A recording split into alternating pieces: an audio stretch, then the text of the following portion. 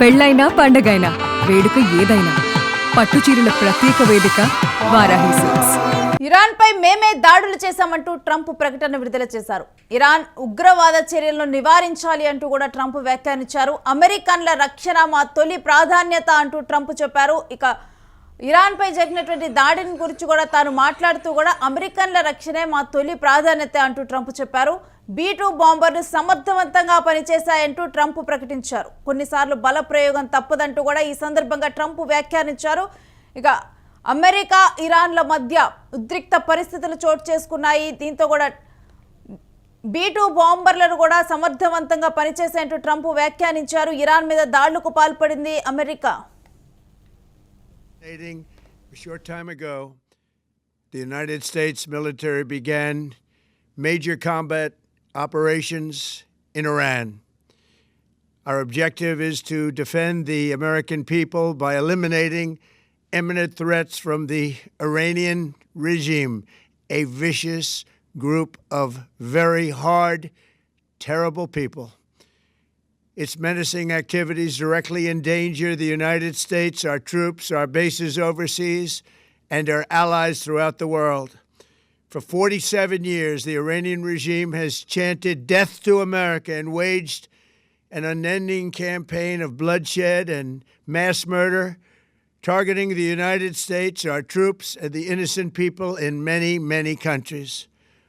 Among the regime's very first acts was to back a violent takeover of the U.S. Embassy in Tehran, holding dozens of American hostages for 444 days. In 1983, Iran's proxies carried out the Marine barracks bombing in Beirut that killed 241 American military personnel. In 2000, they knew and were probably involved with the attack on the USS Cole. Many died. Iranian forces killed and maimed hundreds of American service members in Iraq. The regime's proxies have continued to launch countless attacks against American forces stationed in the Middle East in recent years, as well as U.S. naval and commercial vessels and international shipping lanes. It's been mass terror, and we're not going to put up with it any longer. From Lebanon to Yemen and Syria to Iraq, the regime has armed, trained, and funded terrorist militias that have soaked the earth with blood and guts. And it was Iran's proxy, Hamas, that launched the monstrous October 7th attacks on Israel, slaughtering more than 1,000 innocent people, including 46 Americans, while taking 12 of our citizens hostage. It was brutal. Something like the world has never seen before. A short time ago. ఇక Trump ఈరోజు జరిగినటువంటి దాడుల గురించి కూడా తాను మాట్లాడటం జరిగింది. ముఖ్యంగా కూడా చూసుకుంటే కనుక ఇప్పుడు అమెరికా ఇరాన్ మధ్య ఉద్రిక్త పరిస్థితులు తలెత్తడానికి కారణం కూడా ఇరాన్ అణుబాంబు తయారు చేసుకోవటాన్ని కూడా అమెరికా వ్యతిరేకిస్తూ ఉంది. ఆ ఇరాన్ చేతిలో కనుక అణుబాంబు కనుక ఉంటే డెఫినెట్గా కూడా అదొక మారణ ఆయుధం. ఇరాన్ ఎటువంటి డెసిషన్ అయినా తీసుకుంటుంది, అది అమెరికా మీద ప్రయోగిస్తుంది అంటూ కూడా ఇప్పుడు అందుకనే ఇరాన్తో ఒక ఒప్పందం కోసం ఎప్పటి నుంచో కూడా అమెరికా ప్రయత్నం కొనసాగిస్తూ ఉంది. అణు ఒప్పందం కోసం కూడా ప్రయత్నం కొనసాగిస్తూ ఉంది. కానీ ఇరాన్ మాత్రం ససేమీరా అంటున్నటువంటి పరిస్థితులు, ఎప్పుడు కూడా ఒప్పందానికైతే ఇరాన్ ముందుకు రావటం లేదు. ఇక మరొక వైపు చూస్తే కనుక గతంలో జరిగినటువంటి దాడుల గురించి కూడా ట్రంప్ ప్రస్తావించారు.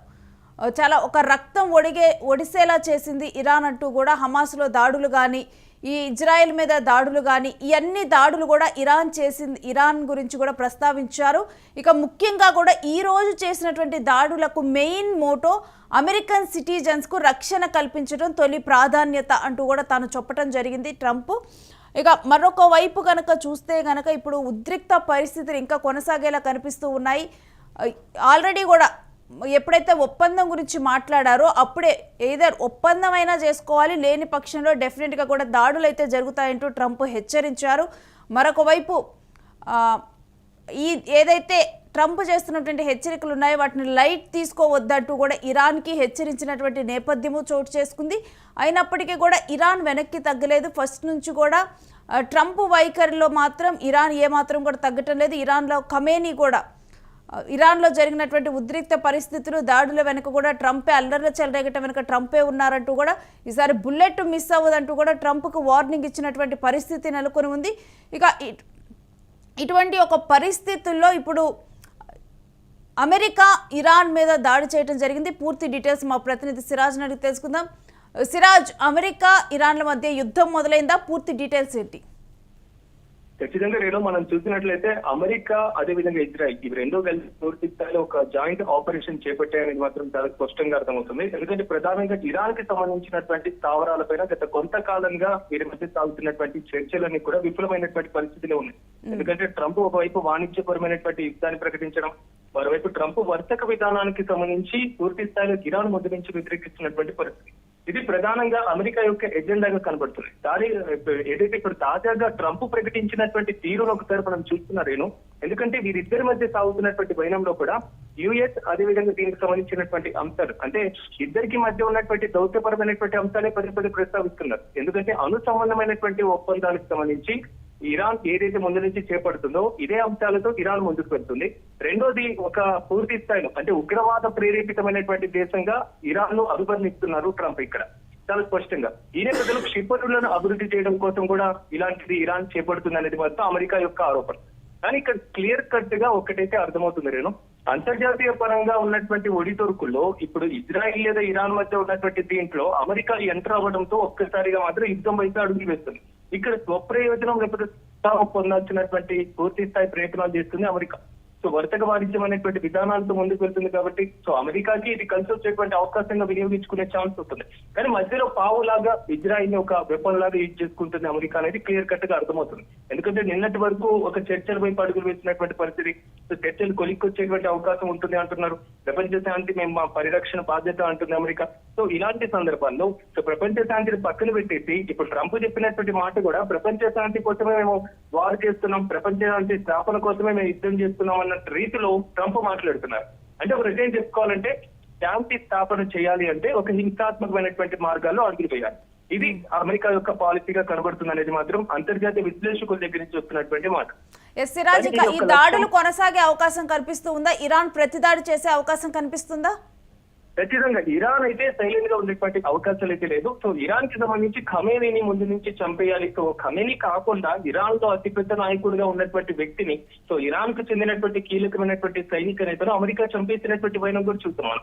సో ఇరాన్ కూడా పూర్తి స్థాయిలో ఖమేనీ కూడా ముందు నుంచి హెచ్చరించారు, అమెరికా మాకు ప్రధానమైనటువంటి శత్రువు. సో ఇరాన్ పైన ఒక్క దాడి జరిగినా, ఇరాన్ లో ఒక మిసైల్ పేలినా, ఇరాన్ లో ఒక బుల్లెట్ వచ్చినా, సో ఇది పూర్తి స్థాయిలో మిడిల్ ఈస్ట్ దేశాల మీద ఒక దాడిగా పరిగణించి మేమందరం కూడా యుద్ధానికి సిద్ధమవుతాం అనేటువంటి అంశాలే పదే పదే చెప్పినటువంటి పరిస్థితి. సో గాజాకి సంబంధించినటువంటి ఒప్పందం ఏమవుతుంది, సో హమాస్ కి సంబంధించినటువంటి ఒప్పందం ఏమవుతుంది, ప్రపంచ శాంతికి సంబంధించినటువంటి ఇష్యూస్ ఏమవుతాయి, ఈ మొత్తం కూడా కలగలిపి ఒక క్లియర్ కట్ గా అర్థమవుతుంది. ఇరాన్ కూడా ప్రతి దాడులకు సిద్ధమవుతున్నటువంటి తరుణం ఆసనమవుతుంది. కానీ ఇక్కడ గమనించాలి, రెండు అణుశక్తి కలిగినటువంటి ఇక్కడ ఇరాన్ దగ్గర అణువాయుధాలు క్లియర్ కట్ గా ఉన్నటువంటి పరిస్థితి. సో ఇదే అణువాయుధాలు ప్రయోగించాలని ఇరాన్ భావిస్తే మాత్రం అటువైపు రెండు దేశాల ప్రజలు సఫర్ అయ్యేటువంటి అవకాశాలు ఉంటాయి. కానీ ఇక్కడ మిడిల్ లో గేమ్ ఆడుతుంది అమెరికా. కానీ ఇరాన్ కూడా ప్రతీకార చర్యలకు సిద్ధమవుతున్నట్లుగా తెలుస్తుంది. ఇప్పటికే తీర ప్రాంతాల్లో ఉన్నటువంటి యుద్ధ నౌకల్ని పంపేటువంటి ప్రయత్నం, సైన్యాన్ని సిద్ధం చేయడం, సో మిసైల్ ని సిద్ధం చేయడం. సో వీలైతే మేము అణుదాడికైనా మేము సిద్ధమే అని ఖమేనీ పదే పదే చెప్పారు. కానీ ఖమేనీ ప్రెసిడెంట్ అయితే మాత్రం సో ఎక్కడ ఇరాన్ లో లేనటువంటి అంటే ఇరాన్ లోనే సో రాజధాని టెహ్రాన్ లో లేనటువంటి పరిస్థితులు అయితే కనబడుతున్నాయి. సో ఆయన లేకుండా ఒక రహస్యమైనటువంటి ప్రాంతానికి వెళ్ళినట్లుగా మనకు ప్రాథమికంగా సమాచారం అందుతున్నాయి. సో ఇంటర్నేషనల్ మీడియా కూడా ఇదే అంశాన్ని చెప్పింది. గతంలోనూ ఖమేనీ సో బంకర్లలోకి వెళ్ళి దాచుకున్నటువంటి పరిస్థితి, ఒకవేళ యుద్ధం వస్తే ఎలా అవలంబించాలి, యుద్ధ వ్యూహాలు మొత్తానికి సంబంధించి వార్ రూమ్ ని కూడా ఆయన ఎప్పుడో క్రియేట్ చేసుకున్నటువంటి పరిస్థితులు. ఈ వరుస ఏదైతే యుద్ధ పరిస్థితులు ఉన్నాయో ఈ నేపథ్యంలో ఖమేనీ కూడా చాలా జాగ్రత్త పడ్డారు. ఇరాన్ అయితే సమావేశం చేసేందుకు మాత్రం ఆయన సిద్ధంగా ఉన్నట్లుగానే తెలుస్తుంది. సో రెండు అగ్రరాజ్యాలు అంటే అత్యధికమైనటువంటి సైనిక శక్తి, అత్యధికమైనటువంటి అణుశక్తి కలిగినటువంటి దేశాల మధ్య ఇలాంటి యుద్ధ పరిస్థితులు అనేవి ఖచ్చితంగా పరిస్థితులు. ఈ రోజు జరిగినటువంటి దాడిలో అమెరికా ఇరాన్ లో దేన్ని టార్గెట్ గా చేసుకొని దాడులు చేశారు? ఖచ్చితంగా ప్రజెంట్ అయితే మాత్రం టెహ్రాన్ ను ప్రధానమైనటువంటి లక్ష్యంగా చేసుకుని దాడి చేయడం జరిగింది ఈ రోజు. సో ప్రధానంగా ఇరాన్ లో అత్యంత కీలకమైన అతిపెద్ద నగరం, కొంతవరకు రాజధాని ప్రాంతం. సో అలాంటి దాన్ని టార్గెట్ గా చేసుకుని దాడి చేయడంతో పాటుగా టెహ్రాన్ లో ఉన్నటువంటి ప్రధానమైనటువంటి కార్యాలయాలు, మరి ముఖ్యంగా ఖమేనీ ఒక లక్ష్యంగా మాత్రమే దాడులు చేస్తున్నటువంటి పరిస్థితులు కాబట్టి సో ఓన్లీ ఖమేనీతో పాటుగా ప్రభుత్వ కార్యాలయాలు ఏమైతే ఉన్నాయో సో వాటి మొత్తాన్ని కూడా నాశనం చేసేటువంటి స్థితిలో మాత్రం సో ఈ అమెరికాతో పాటుగా ఇజ్రాయెల్ దాడులు సాగిస్తున్నటువంటి పరిస్థితి. సో ఈ నేపథ్యంలో ట్రంప్ ఇచ్చినటువంటి 48 గంటల డెడ్ లైన్ కూడా పూర్తయినటువంటి సిచ్యువేషన్ కూడా ఉంది కాబట్టి ఇరాన్ కూడా పూర్తి స్థాయిలో ప్రతీకార చర్చల వైపే అడుగులు వేసేటువంటి పరిస్థితులు అయితే క్లియర్ కట్ గా కనబడుతున్నాయి. కానీ ఒక్కసారి మనం ఇలాంటి యుద్ధాలు జరిగినప్పుడు ఈ రెండు దేశాల మధ్య ఉన్నటువంటి దౌత్యపరమైనటువంటి అంశాలు కూడా చూడాల్సినటువంటి అవసరం ఉంటుంది. ఎందుకంటే అణుముప్పు అనేది రెండు దేశాలకు మధ్య ఉన్నటువంటి పరిస్థితి ఇప్పటి మనం మాట్లాడుకున్నట్టుగా రెండు హిజ్బుల్లాతో పాటుగా హమాస్ ఇవి రెండు కూడా ఇరాన్ లో ఉన్నటువంటి ఒక బలమైనటువంటి అంశాలు. వీళ్ళు కూడా హౌతీలు అక్కడ ఉన్నటువంటి ఒక తెగకు సంబంధించినటువంటి వారు. సో వారికి మద్దతు ఇవ్వడం కూడా కొంతవరకు ప్రధానంగా కారణమైనటువంటి అవకాశాలు ఉన్నాయి. సో హమాస్ తో మా మీద దాడి చేయించారు, హమాస్ ని మా మీద ఉరిగొల్పారు. సో హమాస్ ద్వారా ఇజ్రాయెల్ ని నాశనం చేసేటువంటి ప్రయత్నం చేశారు, గాజా ప్రాంతానికి సంబంధించినటువంటి అంశాలు మనం చూసాం అనేటువంటి ఇష్యూని కూడా ఇజ్రాయెల్ పదే పదే చెప్తున్నటువంటి పైన అట్ ద సేమ్ టైం సిరియాలో చేసినటువంటి అంతర్యుద్ధాలు ఇలాంటి అంశాలు కూడా దీంట్లో ఇంక్లూడ్ అయినటువంటి పరిస్థితులు ఉన్నాయి. అంటే ఒక్కటి కాదు రీజన్ ఈ రోజు యుద్ధం ప్రారంభం అవడానికి అనేక కారణాలు కూడా కనపడుతున్నాయి. సో గాజా సంక్షోభాన్ని కూడా నెతన్యాహు పదే పదే ప్రస్తావిస్తూ ఉన్నారు. సో ప్రధానితో భేటీ అయినటువంటి సందర్భంలో కూడా ప్రపంచ శాంతి మేము గాజాకు సంబంధించినటువంటి శాంతి ఒప్పందం చేసుకున్నాం, మేము కూడా కట్టుబడి ఉన్నాం అనేటువంటి అంశాలు ఆయన కూడా చెప్పినటువంటి సిచ్యువేషన్. కానీ ఈ రోజు అవి మొత్తం ఎక్కడికి వెళ్ళిపోయి సో ఈ రోజు ఉన్నటువంటి సిచ్యువేషన్ మొత్తం వారు అయితే వెళ్తున్నటువంటి పరిస్థితులు. కాబట్టి ఇమీడియట్ గా అయితే జోక్యం అవసరం ఇక్కడ. సో జోక్యం ఉన్నటువంటి పరిస్థితులు అవసరం.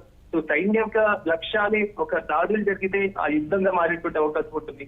అంతేకాకుండా అక్కడ ఉన్నటువంటి సాధారణ పౌరులు కూడా ఎక్కడికక్కడ ఇది పూర్తి స్థాయిలో సాధారణ పౌరులు కూడా ఇబ్బంది పడేటువంటి అవకాశాలు ఉంటాయి. కాబట్టి సో ఇండియాతో పాటుగా వివిధ దేశాల్లో సంబంధించినటువంటి వారు అక్కడ ఉన్నటువంటి వారి మీద ఇప్పటికీ ఎంబసీలు కూడా మార్గదర్శకాలు జారీ చేయడం జరిగింది. సో భారతీయులు ఎవరైతే ఉన్నారో అత్యవసర పరిస్థితులు అయితే మాత్రం అసలు రావద్దు, ఈ సిచ్యువేషన్ యుద్ధ మేఘాలు బాగా కమ్ముకొని ఉన్నాయి. కాబట్టి మీరు ఖచ్చితంగా ఒక భద్రమైనటువంటి ప్రదేశాల్లోనే ఉండాలి. సో ఒక రకంగా చెప్పుకోవాలంటే లాక్డౌన్ పరిస్థితి అక్కడ ఉండేటువంటి సిచ్యువేషన్ కూడా ఉంటున్నాయి. కాబట్టి గతంలో మనం చూసాం రష్యా ఉక్రెయిన్ వార సమయంలో సో భారతీయ విద్యార్థులు ఏ విధంగా ఎదుర్కొన్నారు పరిస్థితి కూడా అలాంటి పరిస్థితులు ఉత్పన్నమైనటువంటి అవకాశాలు కనబడుతున్నాయి. ఒక్కసారి మేము హెచ్చరించాం, 2 సార్లు హెచ్చరించాం, సో 3వ సారి మా మాట వినట్లేదు, మేము దాడి చేస్తున్నాం అనేటువంటి ధోరణిలో అమెరికా ఉన్నటువంటి పరిస్థితి. అమెరికా యొక్క గట్టి ఇది సైన్యాన్ని చూసుకొని ఇజ్రాయెల్ కూడా ఇదే పదంగా సాగుతున్నటువంటి పైన ఇలా అని ఇక్కడ ఇరాన్ ని మనం ఏదో ఒప్పుగా సో తప్పు కాదు అనడానికి లేదు. ఇరాన్ కూడా ఇలాంటి చర్యలకు పాల్పడినటువంటి పరిస్థితులు కూడా మనం చూసాం. కాబట్టి ఒకవైపు ఉన్నటువంటి మిడిల్ ఈస్ట్ దేశాలన్నీ ఒక కూటమిగా ఏర్పడితే మాత్రం రెండు బలమైనటువంటి కూటముల మధ్య, రెండు బలమైనటువంటి అణుశక్తి కలిగినటువంటి కూటముల మధ్య ఈ యుద్ధం జరిగినట్లుగా భావించాల్సి వస్తుంది. కానీ దీంట్లో అంతర్జాతీయ జోక్యం ఇమీడియట్ గా అవసరం ఇక్కడ క్లియర్ కట్ గా కనబడుతుంది. ఒకటి అమెరికా మేమేమో ప్రపంచంలో పూర్తి స్థాయిలో శాంతి స్థాపన అంటుంది. అలాంటి అమెరికాని ఇప్పుడు యుద్ధంలో నిమగ్నమై ఉన్నటువంటి నేపథ్యంలో ఇప్పుడు పెద్దన పాత్ర ఎవరు పోషించాలి అనేటువంటి అనుమానాలు కూడా వ్యక్తమవుతున్నాయి. సో మేము గతంలో మనం కూడా చెప్పుకున్నాం యుఎన్ఓ పాత్ర గురించి. కానీ సిరాజ్, ఇరాన్ విషయంలో కూడా ట్రంప్ ఒక మాట చెప్పడం జరిగింది, ఎవరు కూడా ఇన్వాల్వ్ కావద్దు, దీని గురించి ఎవరు మాట్లాడొద్దంటూ ట్రంప్ చెప్పారు. ఖచ్చితంగా ట్రంప్ ముందు నుంచి పదే పదే అదే చెప్తున్నారు. అమెరికాకి సంబంధించి ఆర్థిక వ్యవస్థ బలోపేతం కావాలి అంటే ఇరాన్ అనేది ఒక మార్కెట్ గా యూజ్ అవ్వాలి. ఇరాన్ ముడి చమురు అనేది అమెరికాకి యూజ్ అవ్వాలి. సో ఆ ముడి చమురుకు కీలకంగా ఉండేటువంటి అంశం హార్ముజ్ జలసంధి అని ఒక జలసంధి ఉంది. ఆ జలసంధిని మూసివేయడం కూడా కొంతవరకు ఆందోళనకు కారణం అవుతుంది. సో ఆ జలసంధి ద్వారా అమెరికా భారీగా లబ్ధి పొందేటువంటి అవకాశాలు ఉన్నాయి. అట్ ద సేమ్ టైం $90 ఉన్నటువంటి పరిస్థితులు కూడా మనం గతంలో ఇంటర్నేషనల్ న్యూస్ లో మనం కూడా చూసినటువంటి పరిస్థితి. అంటే ఒక రకంగా చెప్పుకోవాలంటే ఇరాన్ కట్టడి చేస్తే, ఇరాన్ టైట్ చేస్తే అమెరికా మీద దాని ప్రభావం పడుతుంది. మరి ట్రంప్ అంత ఈజీగా ఈ ఇష్యూని వదిలేటువంటి ప్రసక్తి కనబడట్లేదు. సో ఎవరైతే అంతర్జాతీయంగా జోక్యం చేసుకుంటారో ఆ జోక్యాన్ని కూడా మీరు అన్నట్లుగా నిరాకరిస్తున్నటువంటి పరిస్థితి, మీ జోక్యం అవసరం లేదని ట్రంప్ కూడా వారిని హెచ్చరిస్తున్నటువంటి పరిస్థితులే కనబడుతున్నాయి. అంటే అది ఏదైతే JCPOA అంటూ ఉంటారు, అంటే ఒక ఒప్పందం డెడ్ లైన్ కి సంబంధించి ట్రంప్ పెట్టింది. సో ఆ డెడ్ లైన్ కి ట్రంప్ ఎవరైతే పూర్తి స్థాయిలో లొంగుబాటుకారో వాళ్ళ మీద తారీఖులు ఇచ్చినటువంటి పరిస్థితులు మనం చూసాం. సో ఆ తారీఖుల ప్రభావం కూడా ఇప్పుడు అయిపోయింది. ఇప్పుడు యుద్ధమే వాణిజ్యపరమైనటువంటి యుద్ధం కన్నా భౌతిక పరమైనటువంటి యుద్ధానికి ట్రంప్ కొంతవరకు కూడా సానుకూలంగా ఉన్నటువంటి సిచ్యువేషన్ ఉంది. కాబట్టి ట్రంప్ దీన్ని ఆయనకు అనుకూలంగా యూజ్ చేసుకున్నటువంటి అవకాశాలు కనబడుతున్నాయి.